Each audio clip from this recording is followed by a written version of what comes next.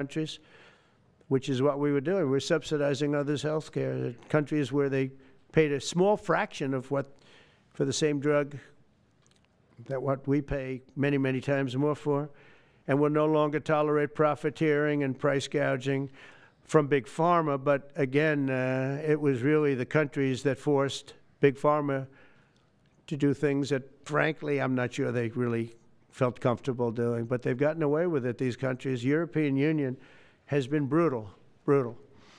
And the drug companies actually told me stories. It was just brutal how they forced them. And European Union suing all our companies, Apple, Google, Meta. They're suing all of our companies. They end up, they have judges that are European Union-centric, and they get rewarded $15 billion, $17 billion, $20 billion, and they use that to run their operation. Not going to happen any longer, that I can tell you. So what's been happening is we've been subsidizing other countries throughout the world, not just in Europe, throughout the world. European Union was the most difficult from what I understand. I mean, I'll tell you a story. A friend of mine who's a businessman, very, very, very top guy. Most of you would have heard of him. A highly neurotic, brilliant businessman, seriously overweight, and he takes the fat shot drug. And he called me up, and he said, President, he calls me, he used to call me Donald, now he calls me President, so that's nice respect. But he's a rough guy, smart guy, very successful, very rich. I wouldn't even know how we would know this, but because he's got comments. President, could I ask you a question? What? I'm in London, and I just paid for this damn fat drug I take. I said, it's not working. He said, I just paid $88. And in New York, I pay $1,300. What the hell is going on? He said, so I checked, and it's the same box, made in the same plant, by the same company. It's the identical pill that I buy in New York. And here I'm paying $88 in London. In New York, I'm paying $1,300. Now, this is a great businessman, but he's not familiar with this crazy situation that we have. But he was stunned. But it was just one of those stories. And I brought it up with the drug companies, represented by somebody who's very, very smart, good person too. And we argued about it for about half hour. And then finally he just said, because they can't justify it, he just said, look, you got me. You got me.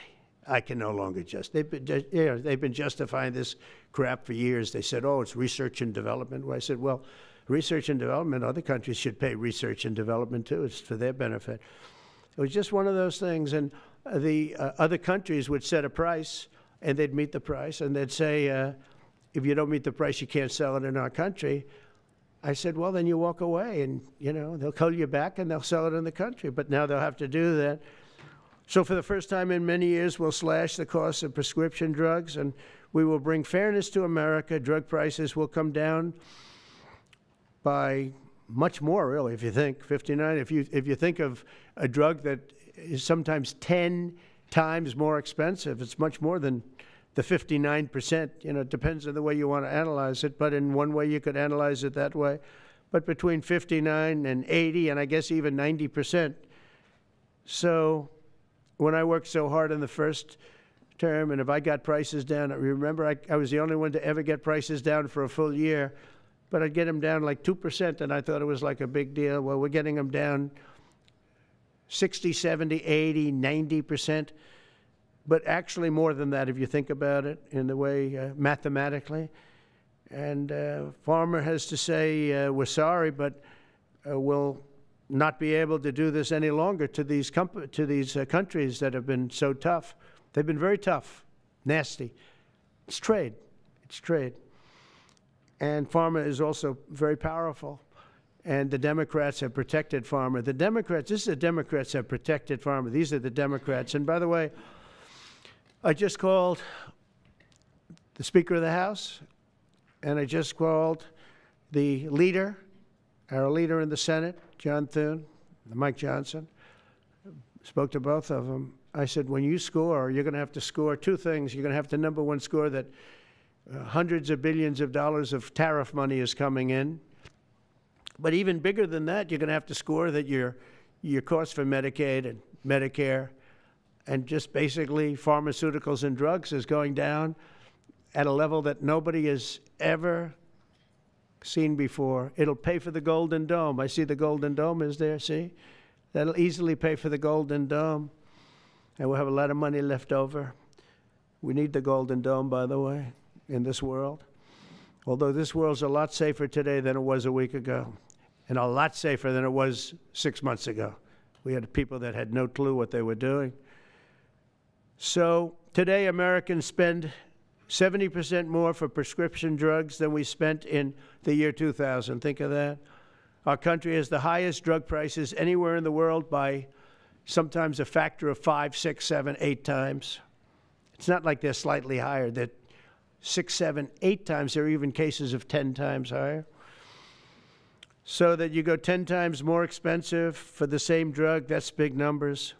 Even though the United States is home to only 4% of the world's population, pharmaceutical companies make more than 2/3 of their profits in America. So think of that. With 4% of the population, the pharmaceutical companies make most of their money, most of their profits from America. That's not a good thing. Now, I think, by the way, I have great respect for these companies and for the people that run them. I really do.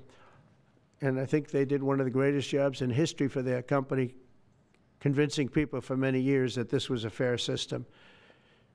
And nobody really understood why, but I figured it out. For years, pharmaceutical and drug companies have said that research and development costs were what they are, and for no reason whatsoever. They had to be borne by America alone. Not anymore, they don't. This means American patients were effectively subsidizing socialist healthcare systems in Germany, in all parts of the European Union. They were the toughest of all. They were nasty. And I see that. I see that with trade, too. European Union is in many ways nastier than China, okay? And we've just started with them. Oh, they'll come down a lot. You watch. We have all the cards. They treated us very unfairly. They sell us 13 million cars. We sell them none. They sell us their agricultural products. We sell them virtually none. They don't take our products.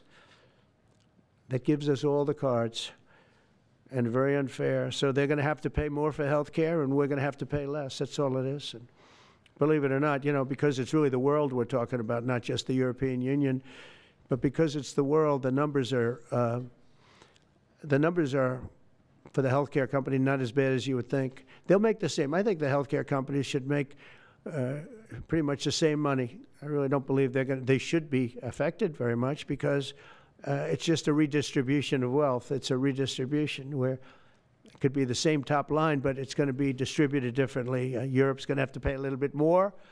The rest of the world's going to have to pay a little bit more, and America's going to pay a lot less. Again, because it's a much smaller population than when you think of the whole world. So basically what we're doing is equalizing. There's a new word that I came up with, which I think is probably the best word. We're going to equalize, where we're all going to pay the same. We're going to pay what Europe's going to pay. We're going to all pay. Now, there may be some countries in dire need, and I would be willing to sacrifice that and help them. But it's called most favored nation. We are going to pay the lowest price there is in the world. We will get whoever is paying the lowest price. That's the price that we're going to get. So remember that. So we're no longer paying 10 times more than another country. Whoever is paying the lowest price, we will look at that price and we will say that's the price we're going to pay. Most favored nations. That's what it is. One breast cancer drug costs Americans over $16,000 per bottle.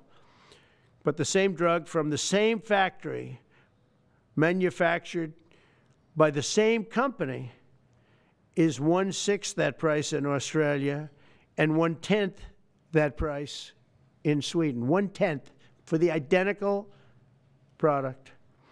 A common asthma drug costs almost $500 here in America, but costs less than $40 in the United Kingdom. So $40 in the United Kingdom, which is where this gentleman told me he paid a small amount for his shot. But think of that. So $40 versus $500 here. That's not even bad. There are much worse examples. And the weight loss drug, Ozempic, costs 10 times more in the United States than in the rest of the developed world. 10 times more. Why? Why? What did we do? Suckers. But we never had a president that had the courage to do this. And nobody knew the system like I do. I mean, I've gotten to know this system so well. And I don't think it's fair that it benefits Obamacare. Obamacare is a failure. It's not a good health care. It works. I made it work. I had an obligation to make it work, or an obligation to let it die. I chose that we had to make it work. I had to make it as good as possible.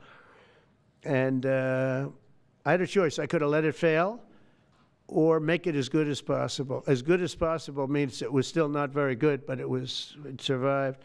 And we did the right thing. But this makes everything work. And I don't want to have a bad form of health care work because of the fact I was able to cut drug prices by 80 or 90%.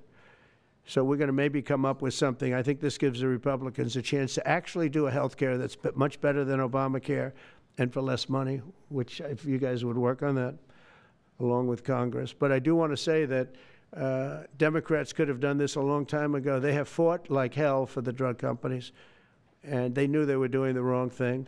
And it's going to be very hard. I was just telling the leader and the speaker that it's going to be very hard for the Democrats to vote against the one big, beautiful deal. The greatest tax cuts in history, greatest everything, but now you have the big drug prices because that's going to be included.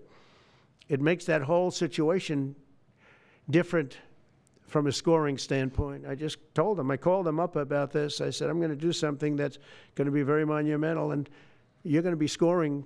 You better tell your people that this is going to score really well. And then add hundreds of billions of dollars in tariffs to your list also. But as big as the tariffs are, this is something that really hits quickly.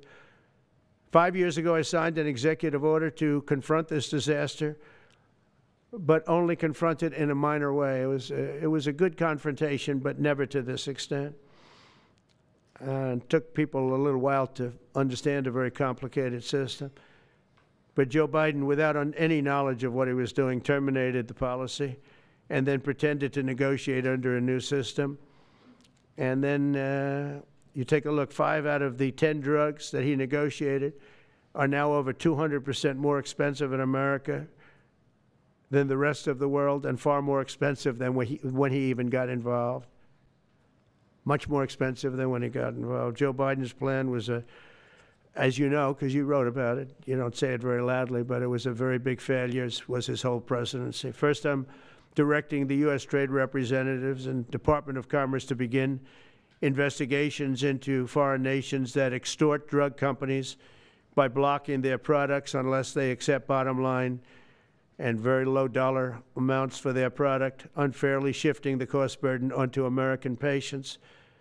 And we'll be taking a look at that very strongly. The biggest thing we're going to do is we're going to tell those countries, like those represented by the European Union, that, that game is up, sorry. And if they want to get cute, then they don't have to sell cars into the United States anymore. It's a very big subject. And they won't get cute, because I'll defend the drug companies from that standpoint. They were given a price by the European Unions and other countries. This is what you do.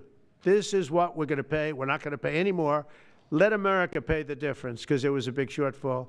Let America pay it. And that's what we did, but we're not doing it anymore. Next, my administration will secure what we're calling most favored nations drug pricing. The principle is simple. Whatever the lowest price paid for a drug in other developed countries, that is the price that Americans will pay. And we're using the term other developed countries because there are some countries that need some additional help, and that's fine. I think that's very good. Some prescription drug and pharmaceutical prices will be reduced almost immediately by 50 to 80 to 90%. Big Pharma will either abide by this principle voluntarily or will use the power of the federal government to ensure that we are paying the same price as other countries. To accelerate these price restrictions and reductions, my administration will also cut out the middlemen. We're going to totally cut out the famous middlemen. Nobody knows who they are, middlemen. I've been hearing the term for 25 years, middlemen. I don't know who they are, but they're rich. That I can tell you. We're going to cut out the middlemen and facilitate the direct sale of drugs at the most favored nation price directly to the American citizen. So we're cutting out, Bobby, the middlemen. It's so important, right? You got to do that. They're worse than the drug companies. They don't even make a product, and they make a fortune. It's very smart business people, that I can tell you. If companies make no significant progress toward most favored nation pricing, which we will insist that they do, so I think I'm wasting time talking about it. We're going to insist upon it. And we'll insist, and we're going to help the drug companies with the other nations, because those other nations do a lot of trading with us. They need our trade, just like China needed us very badly. They need us just as badly. We will do whatever we have to with trade, just like we did some great things with trade with India and Pakistan. It really helped the situation, very heated situation. Could have lost millions of people, more than millions. I mean, many millions of people. And they want to do business with America, but we never used our powers that way. We never knew how. We never had people that knew how to do that. We'll also open up America's market to safe and legal imports of affordable drugs from other countries, putting dramatic downward pressure on prices. And if necessary, we'll investigate the drug companies, and we'll, in particular, investigate the countries that are doing this, and we will add it onto the price that we charge them for doing business in America.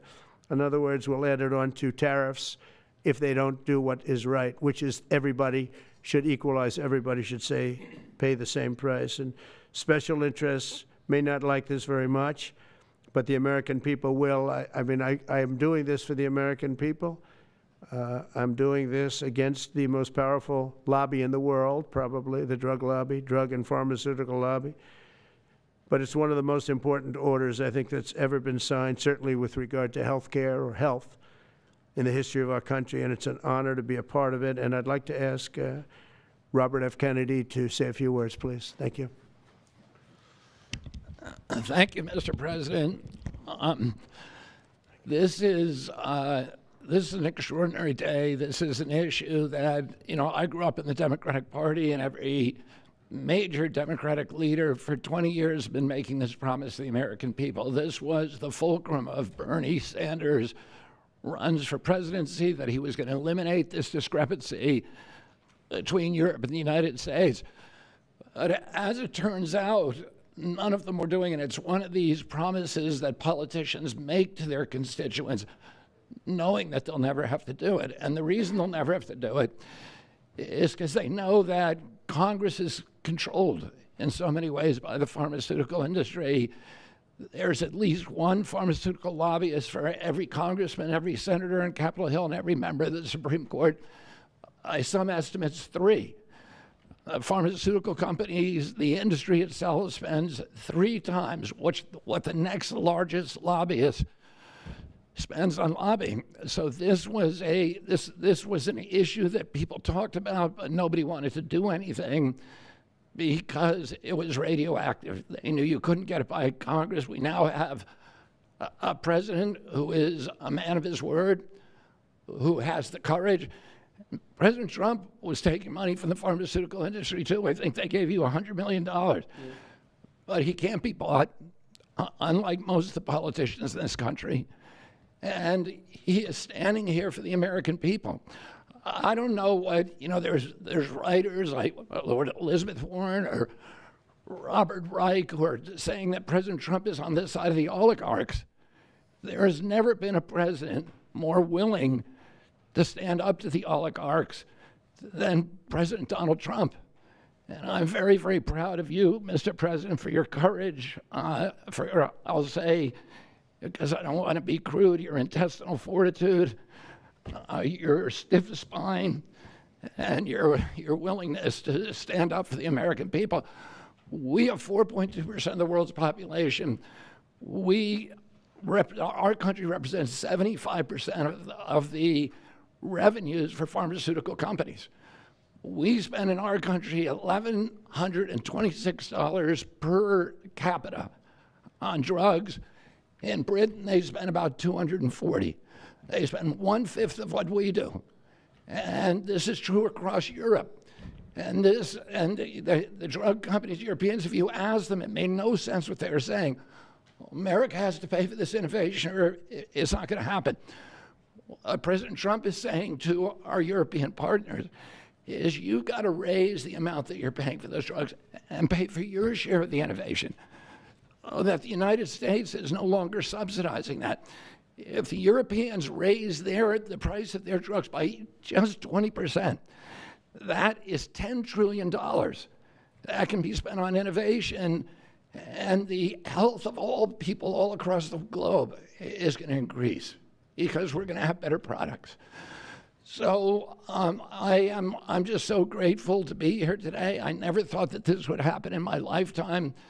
I have a couple of kids who are Democrats, are big Bernie Sanders fans, and when I told them that this was going to happen, they had tears in their eyes because they thought this is never going to happen in our lifetime, and we finally have a president who's willing to stand up for the American people. Thank you, and Dr. Oz. Thank you, Secretary Kennedy. This is the most powerful executive order on pharmacy pricing and health care ever in the history of our nation.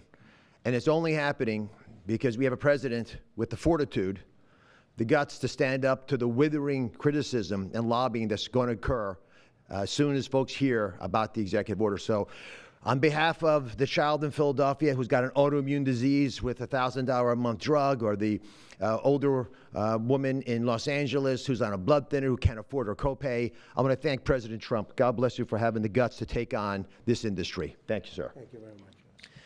So let's talk about the details a little bit. And this is primarily about equalization, as President Trump said. It's about fairness. Think of NATO as a metaphor. When President Trump said, you've got to pay a little more so it makes sense for all of us, they came up. And the European countries contributed. The same thing we believe will happen in this situation. Most people who have thought about this process agree that it is patently unfair to tolerate the numbers that Secretary Kennedy and President Trump have reflected to you. On this chart to my left is a list of the 10 drugs that were negotiated in the IRA. Again, this is the bill, the law, that regulates a negotiation process. This is the best price that was able to be obtained by the Biden administration. And if you look at these numbers, they actually reflect how much on top of the most favored nation price was being paid by the United States. So the closest to me, and Bob, you can point to the Jardians, the closest one, 289%, the one that's closest to you. That means that we are paying in America 4 times more than that drug costs in other countries. Again, 100% is the baseline. It's 289% above that baseline. It goes all the way down to when we're paying 50% more than any other country. That's the range. As was pointed out by President Trump, half the time we're paying 3 times more than is paid in other countries. It doesn't make any sense for the system. That stated, President Trump has over and over again indicated, and Secretary Kennedy reflected as well, we want innovation. We want our technology partners doing the best they can to make the best solutions for drugs to cure as many people in America and around the world as possible. By getting our allies to pay a bit more, as they should be, and they should have for many years been doing, will course correct a problem that's gotten out of hand. And by doing that in a thoughtful, effective way, we're going to be able to get the pharmaceutical industry whole. Those jobs will still be here, will still be productive, will still be curing cancer and a slew of other ailments that plague humanity. America will still be the leader in this space, but we'll be paying the appropriate amount, the right-sized amount for those tasks. So over the next 30 days, The four of us up here, together with people standing in the back of this room who are doing a lot of the heavy lifting, are going to be approaching pharmaceutical companies to talk specifically about what we want the most favored nation price to be based on the best data we have. We're looking forward to a thoughtful interaction with these corporate leaders, many of whom we've spoken to and in quiet will agree the system is not right the way it is. They're patriotic Americans. They want what's right. But the fact that in my lifetime, as Secretary Kennedy said, for the first time, we have a thoughtful and aggressive approach, thanks to President Trump, on taking on the special interests, should give all Americans confidence that this is an administration that stands for fairness, and it should chill the waters for those who believe they can push us away from our North Star, which is to take care of the American people. Mr. President, God bless you. Thank you very much. Jay, you want to go next? Sure. So I teach economics at Stanford as well as health policy. And one thing that's really, really simple in economics is that when you have a persistent price difference for the same product between two countries, there is something deeply wrong. And what President Trump has done is a historic measure that should have been done a long time ago. What we're going to do is make sure that those prices become much closer to equal, like a competitive market you'd expect. Right now what's happening is the American people are subsidizing in large fraction the research and development efforts for drug companies around the world by the higher prices that we pay. With this new order, Europe will share the burden of that. And in fact, if you may think of it as like as somehow it's going after drug companies, actually it's helping drug companies. Because what we're also going to do with this order, what President Trump has done with this order, is he's said to European governments, look, if you are taking advantage of the drug companies by forcing them to charge very, very low prices, we're going to defend American drug companies in Europe. At the same time, we're standing up for the American consumer who's been paying far too high prices for far too long. I can go back decades to point to congressional reports after government report after government report of tremendously high drug prices, much higher than the rest of the world, and nothing has been done about it until this moment. And I'm really, really proud, President Trump, that you've done this. I'm really proud to be included in this and looking forward to the work ahead. Thank you, Jay. Great. Thank you, Mr. President. On behalf of the many doctors I've talked to about this very issue, thank you for taking the bull by the horns. Presidents on both sides of the aisle have talked about this and floated it and said they've wanted to do it, so you've had the courage to do it. Thank you. I've been a surgical oncologist at Johns Hopkins for 22 years, and I have seen patients suffer. We didn't take an oath to heal patients and then watch their life get ruined financially with their home, mortgage, retirement, going down the drain with GoFundMe campaigns, raising money from church communities and synagogues and friends they haven't seen in 20 years to try to raise money for what? For a system where Americans have been getting ripped off by 10, 12, 15 times higher prices than we see in other countries. The fundamental problem in healthcare is that we've had non-competitive markets. And we can do little things around the edges, or we can transform those markets to competitive markets, and that's what this executive order does today. Imagine buying a Ford for $175,000, a regular car, and then hearing that people in London are buying it for $10,000 every day, all day long. That is the craziness of this system. We're going to do everything we can at the FDA to support this executive order. It's transformative. Thank you, Mr. President. Thank you. Thank you very much. So thank you very much, everybody. It's I think it's a very important day. In many ways, you have, we'll start with the Houthis. We go to Pakistan and India. We go to what we did with China, the trade deal, and with UK. And by the way, many other deals are coming in very much. At a certain point, we'll just set the price because we know where we are. But we'll just set the price. But world trade is going to be terrific, and our country is going to be making a lot of money. Taxes are going to go down. Taxes are going to go down very, very substantially. But you look at all of the things that we've done, and now today I'm heading over. We'll see what we're going to do with respect to Iran. I think you have very good things happening there, too, by the way. I think can't have a nuclear weapon, but I think that they are talking intelligently. We're in the midst of talking to them, and they're right now acting You're very intelligent. We want Iran to be wealthy and wonderful and happy and great, but they can't have a nuclear weapon. It's very simple. So I think they understand that I mean business, and I think they're being very reasonable thus far. And don't underestimate Thursday in Turkey. President Erdogan is going to be a great host, and we are doing some work with him having to do with Syria, too, by the way. We're going to have to make a decision on the sanctions, which we may very well relieve. We may take them off of Syria because we want to give them a fresh start. But President Erdogan's asked me about that. Many people have asked me about that because the way we have them sanctioned, it doesn't really give them much of a start. So we want to see if we can help them out. So we'll make that determination. But I think you're going to have maybe a good meeting. You have the potential for a good meeting, that a meeting wasn't going to take place. I insisted that that meeting take place. And it is taking place. And I think you may have a good result out of the Thursday meeting in Turkey between Russia and Ukraine. And I believe the two leaders were going to be there. I was thinking about flying over. I don't know where I'm going to be on Thursday. I've got so many meetings. But I was thinking about actually flying over there. There's a possibility of it, I guess, if I think things can happen. But we got to get it done. We got to save 5,000 lives a week. 5,000 lives is really more than that. It's worse than that.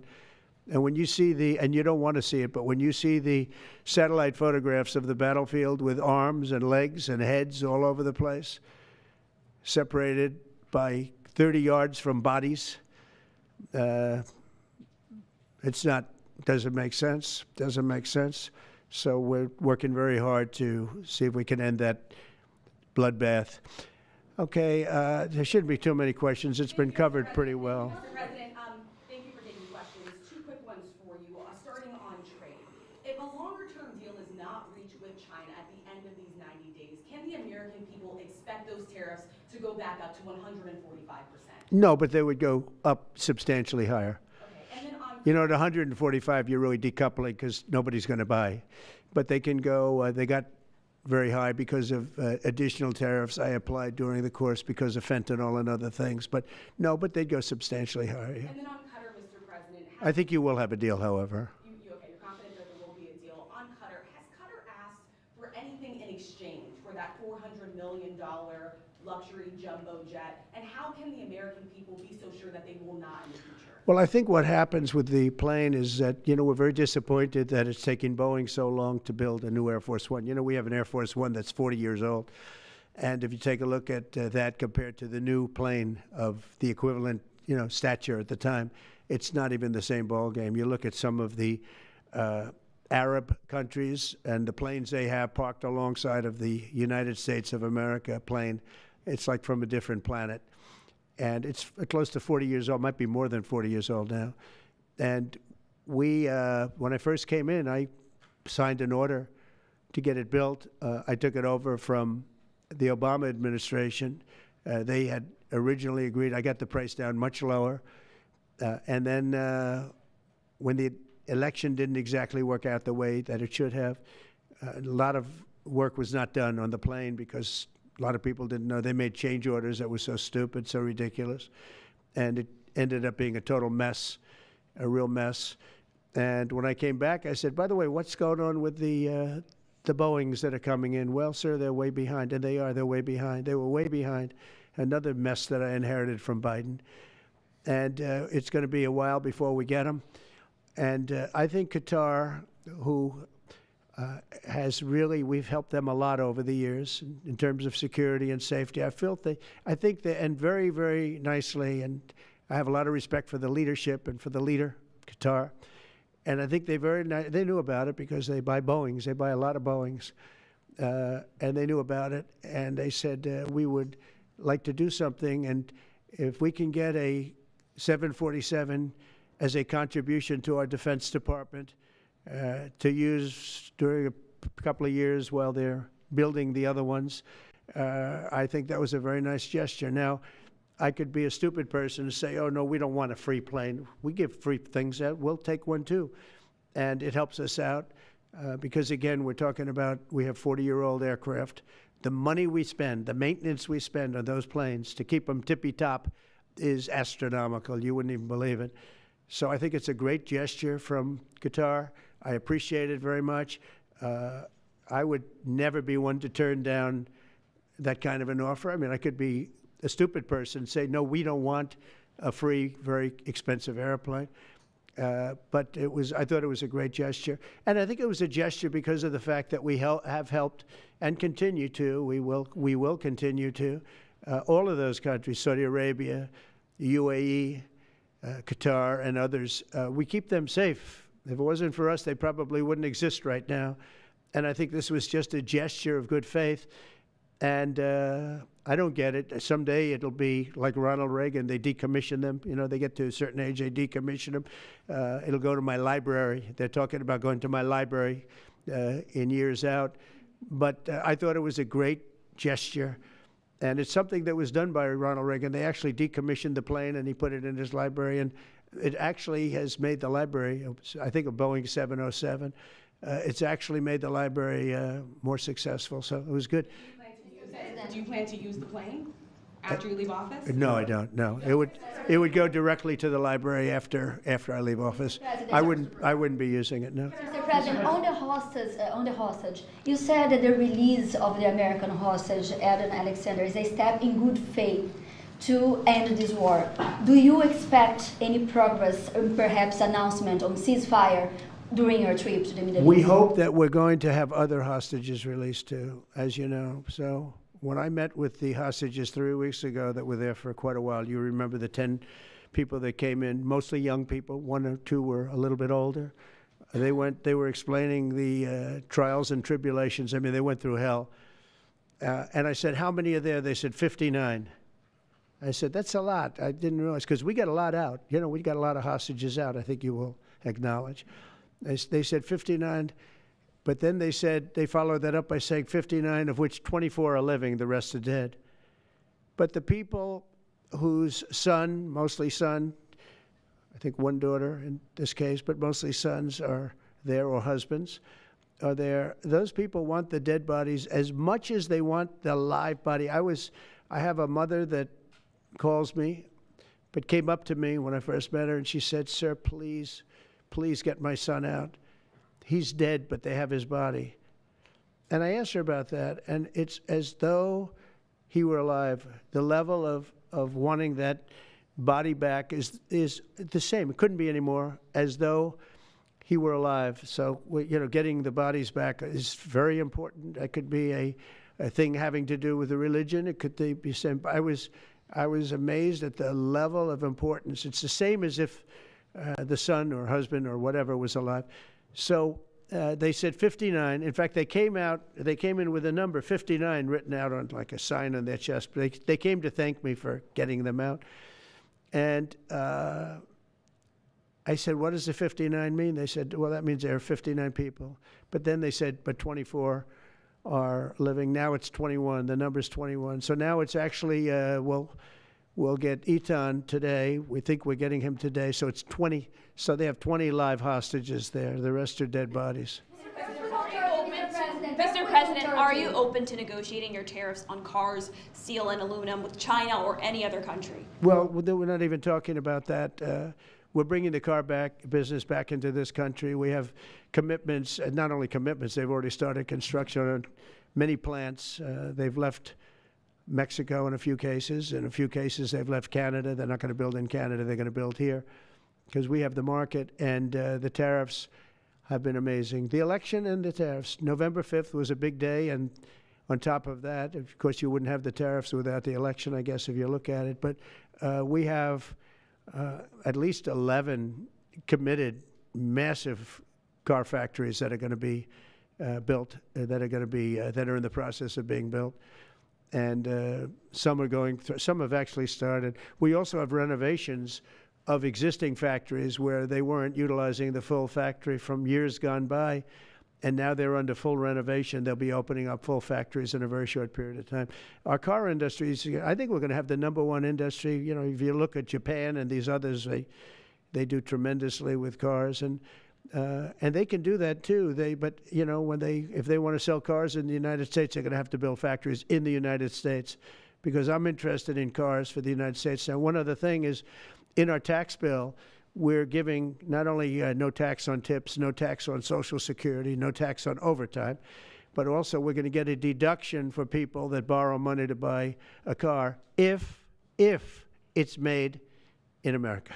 If it's not, we have no interest. On the meeting with, between President Putin as well as President Zelensky, if President Putin doesn't show up to these talks in person in Turkey, will you join Europe in putting higher sanctions on Russia? If I felt it would be important toward getting the deal done, I'm the one that insisted on the meeting. They couldn't get a meeting because one said ceasefire, one said no ceasefire. It was going back and forth. I said, look, at this point, we got to stop it.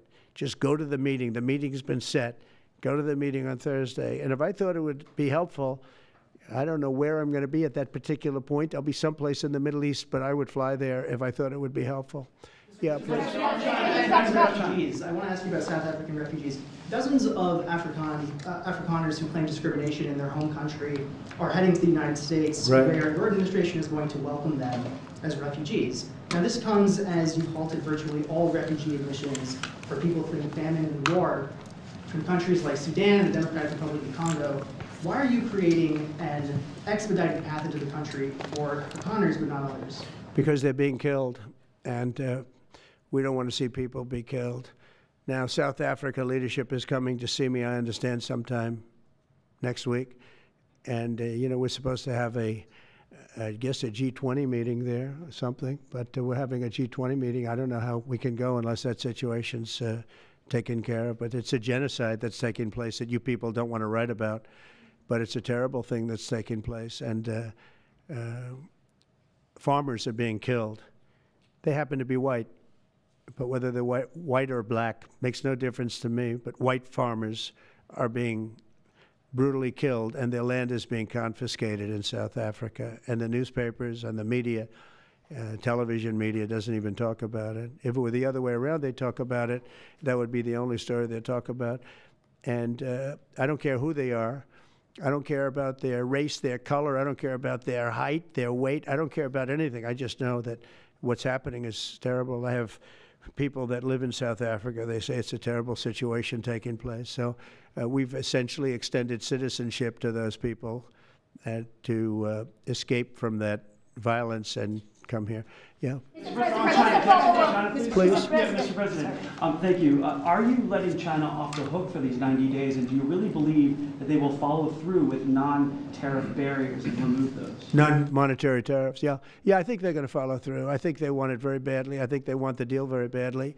Again, this doesn't include the steel tariffs that I put on a long time ago that Biden tried to get off, but he couldn't get them off because it was too much money. You know, I took in hundreds of billions of dollars from China, what a lot of people don't know, but we put on the tariffs originally. And if I didn't do that, we wouldn't have a steel industry today. Now we have a thriving steel industry. It'll be thriving much more with what we're doing because this is the next level. But it doesn't include that, doesn't include cars, doesn't include pharmaceuticals when we do that. And the reason we're doing that will be to get them to come back into the country. You know, there are, again, I always say it because a lot of people forget, but if a company like Eli Lilly, which is making a massive investment in the United States right now. They're building many, many plants. They've already started like 7 of them, many plants, but they are not going to be tariffed. There's no tariff cost. So they're all doing that. They're all coming back to the United States. I mean, I'll tell you what, I hope I get the benefit of watching this because, as president, because, you know, it takes a little while to do this stuff. And we're doing it early in the administration. If you think of it, we have, I believe, if you look at the real total, it's over $10 trillion committed for plants and factories. Other administrations haven't had $1 trillion over a 4-year period, even over an 8-year period. We have over $10 trillion committed in one form or the other over 2 months. Give me a break. I'm here 3, but let's give me a break on the first month. We want to get acclimated. But, you know, but if you think about it, it's really 2 months. And so in 2 months, we have an investment already of over $10 trillion. And other presidents haven't had that done over a year, over 4 years in some cases. It's unprecedented. There's never been anything like it. It's a very exciting time in America. Thank you very much, everybody. Thank you. Who's in charge of the budget bill while you're gone, sir? I'll sign that. on Russia if Putin doesn't agree with the 30-day I have a ceasefire? feeling they're going to agree. I do. I have a feeling. And with the European countries, Let's see what happens. no European countries Mr. being President, involved, budget Mr. bill President, in the negotiations while you're- negotiations. The budget bill negotiations are taking place. Who in your administration is in charge of that while you're gone? Is it J.D. Everybody, Vance, and Scott Bobby, from the Bessent? standpoint of medical, this group behind me, I mean, I think it's the best group ever assembled in terms of medical. I think you're going to see a tremendous cut. I don't think, I mean, I know you're going to see it in Medicaid and Medicare. That cut will be massive because drugs are 50–60% of the cost. So Medicaid costs are going down and Medicare costs are going down because of what we're doing today. And there's no, it's not like, oh, gee, well, maybe it won't happen. It's going to happen because the other countries have no choice. Now, the drug companies are going to have to say, listen, if you don't pay more, we're not going to give you the drug, and they're willing to do that. So that's it. They have to, we have to equalize. Mr. President, what is Mr. Price controls. Say it? How do you respond to the fact that this? It's not price control, no, no. What was, price control is before. If you want to talk about, price control is what they were doing. They were making us pay. They set a price, and they said, here's what we're going to pay, and anything else charge America.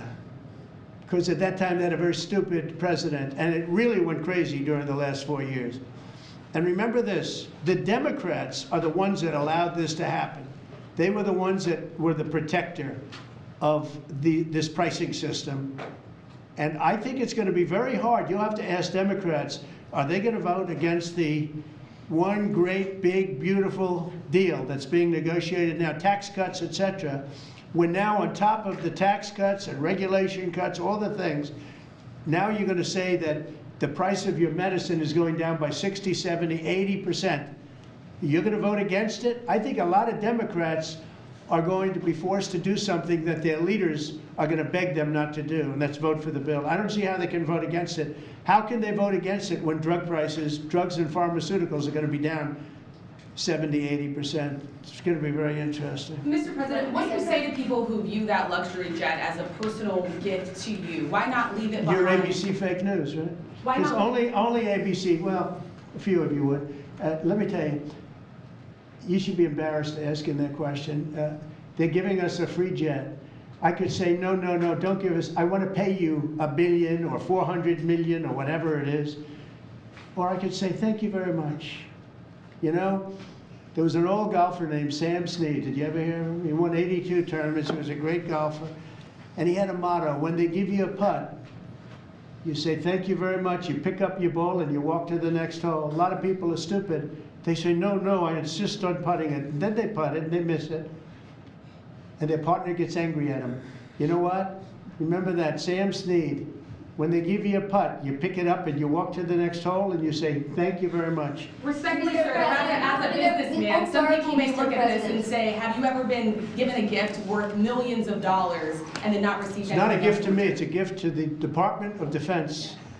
And you should know better, because you've been embarrassed enough, and so has your network. Your network is a disaster. ABC is a disaster. Here is the bill. Bobby, come on over here. Now you're talking about trillions and trillions.